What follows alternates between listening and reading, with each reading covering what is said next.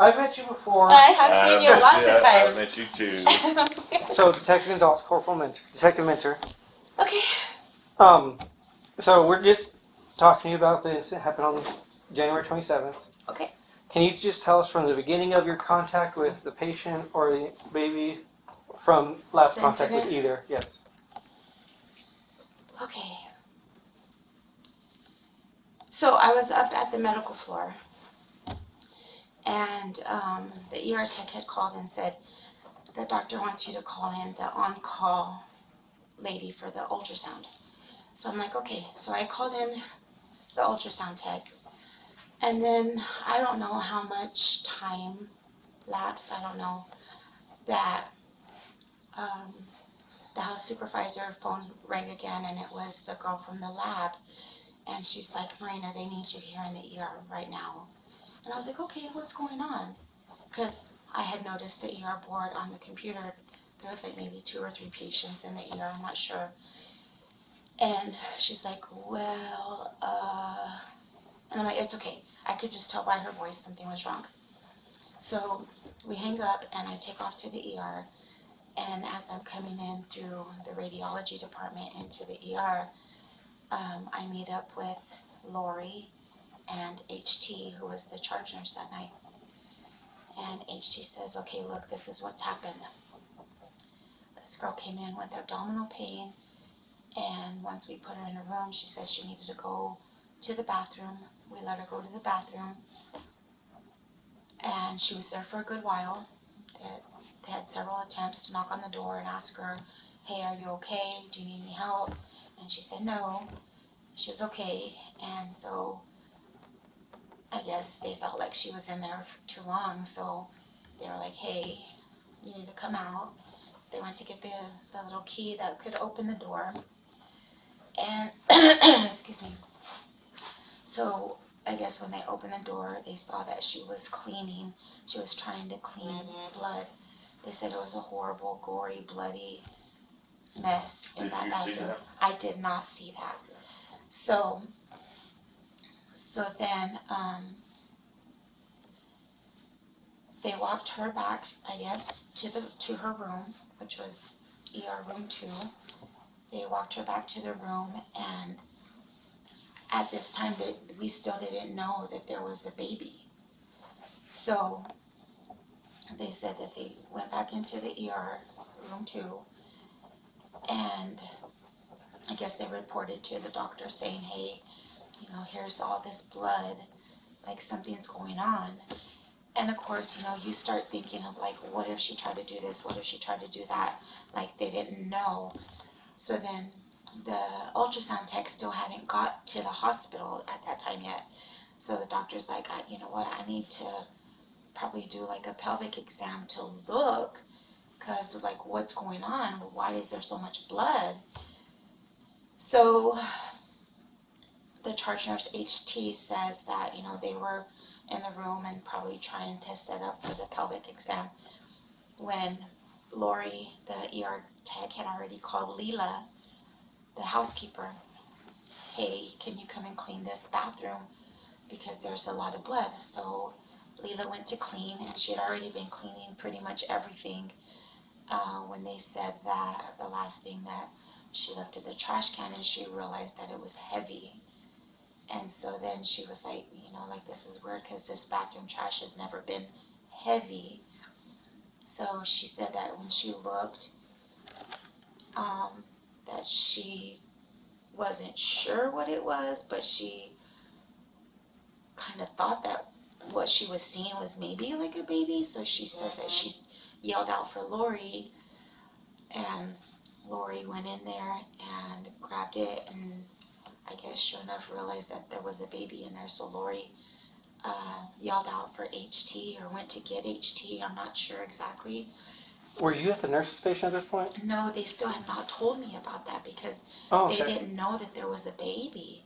So I was still at the medical floor. Okay. And so then HT, when he's telling me this story, HT tells me that he goes, grabs the trash can, and he lifts the bag, realizes there's a baby in there, so he takes it right across the hall to trauma 2, tears open the bag, realizes the baby's there, and And it was you didn't lifeless. witness any of this? So at the time, he's telling me that, so he's like, so come on. He's telling me everything I just said is from HT's story. Okay. And so then he's like, so come on, here it is. And so I walk into the trauma 2 room, and sure enough, the baby's on the gurney where he had placed the baby, lifeless. And the trash can is right by the gurney. So, like, of course, I was in utter shock. Like, you know, we were all just in shock. And so they had already called the police.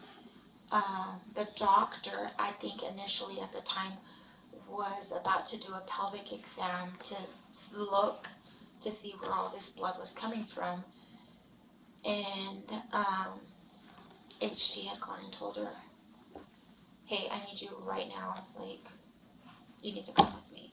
And took her to trauma 2, showed her what had happened. And were you so- still in trauma 2? So, no, so that happened like before. Oh, okay. That happened before I got there. So then when HT told me all of that, when I came out of trauma 2, HT and Dr. Vasquez,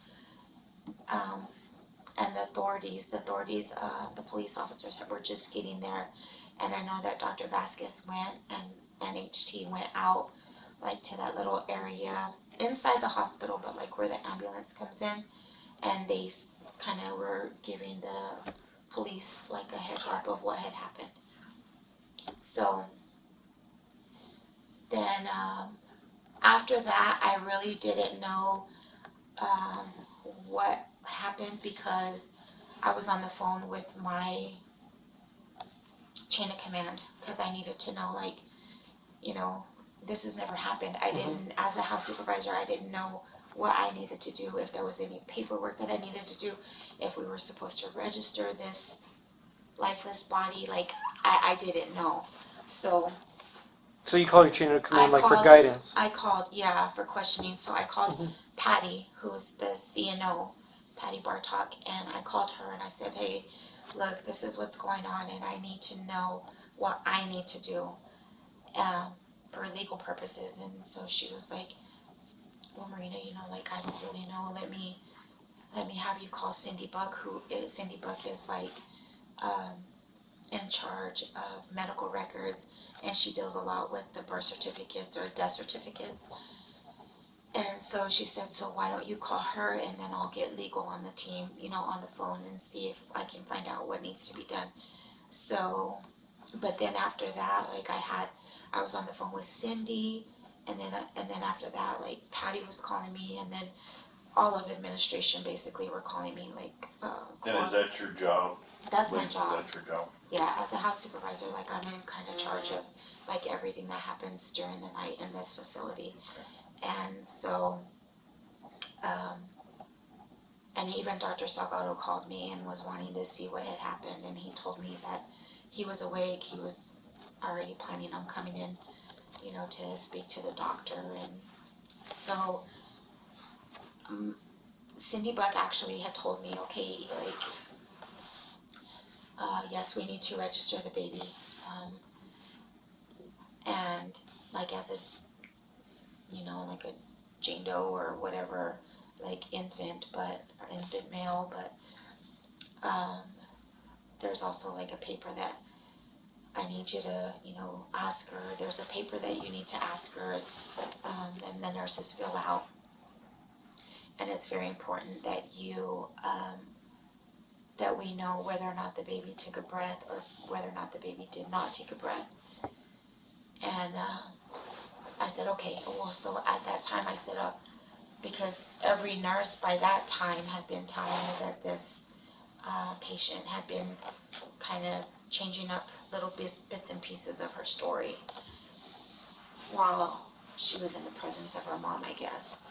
So when I said, okay, I'll try to, you know, get the truth out of her, then Cindy was like, well, whether you have to ask the mother to leave the room, but we need to know. So I went and I found the form that Cindy was talking about, and I go into the patient's room and I introduce myself, And I said, there's just a few questions that I need to ask you, and most of it was like, first and last name, date of birth,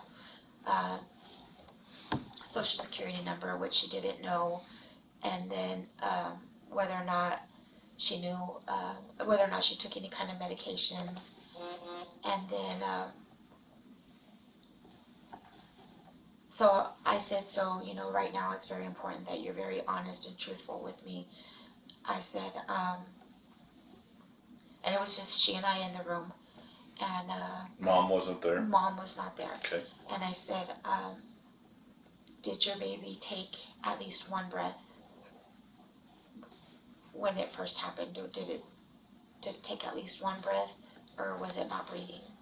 And then she kind of looked at me in the face and the eyes, and she was like, well, can I tell you? And I said, tell me what? And she said, so I've been having this bad abdominal pain, she said, and we came here to the ER, and when they brought me back here to this room, I felt like I needed to go poop.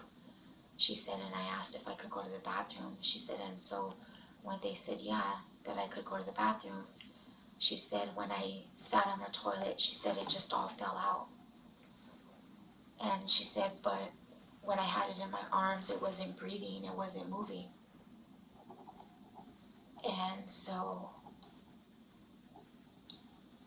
of course, you want to be very, very judgmental at that time, and you have to bite your tongue sometimes, but my first reaction was like, I wanted to say, hey, well, then why wouldn't you call us for help?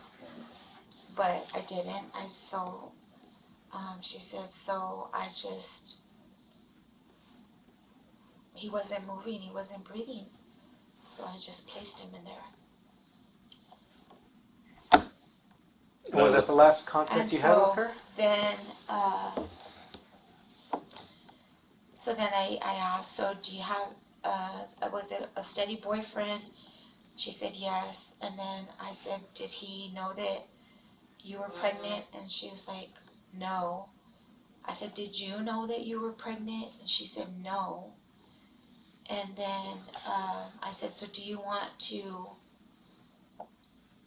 include him? Because there was a section for like the birth certificate. And I said, so do you want to put his name down as the father? And she said, for what? And I said, this is all new to me too, so this would probably be for the birth certificate as well as a death certificate. And she said no, that she didn't want to put him down. And I said, okay. So I think she had to sign it, and she signed it, and then that was it. That was the only contact that I had with her. And then of course, they were transferring her to Roswell to be seen by an actual OBGYN doctor. But that because after that I was just on the phone with my administration team. Because you're in charge of like the whole operation, so you just had to make sure everything was flowing. Yeah. Okay. Yeah. I had to make sure that if there was paperwork that needed to be signed or filled out, that I needed to make sure that was done before she got transferred out. Okay, so you just handled her paperwork before she got transferred out. So you said, how long have you've been here? A while. Yeah, I've been here at this hospital for 23 years. Oh. Yeah. Going back to when you were talking to her and she said it wasn't breathing. Yeah. And did she say I just placed it in the trash? Or She just said I didn't know what to do. She said I didn't know what to do. So I mean, and I don't even really, to be completely honest, I don't know if that was her wording, that she placed it in there. I don't know. I don't remember her wording. But I just know that she said it just all came out and she had it in her hands and that she didn't know what to do. She didn't know what to do at the time. And so